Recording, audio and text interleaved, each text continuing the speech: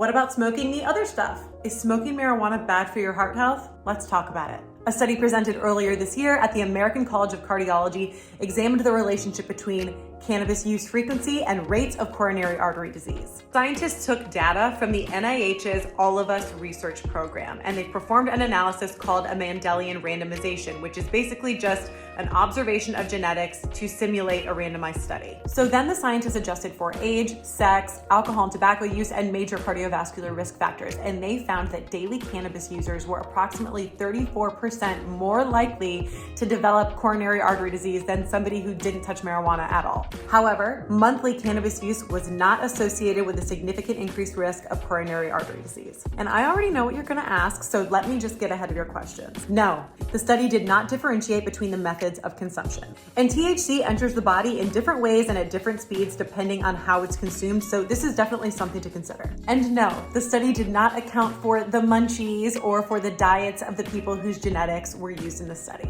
So no, the study was not 100% definitive, but it did give us a much more in-depth look at the possible dose-response relationship between cannabis and heart disease than any other observation has previously. The amount of people who use cannabis is definitely increasing, especially when you consider the fact that over half of the states in the United States have either legalized or decriminalized the recreational use of marijuana. And approximately 3/4 of the United States allows it to be used for medical purposes. Of course, it is very important to know that cannabis has proven to be an incredibly helpful drug for many people, but it's not a cure-all and it doesn't come without risk. All of this to say, more research needs to be done to understand the specific impact, both positive and negative, that cannabis has on the body. So if you smoke weed or vape weed or eat weed or whatever, just please tell your doctor about it so they can take the appropriate steps to monitor your heart health. I'm Hannah with the Heart Foundation.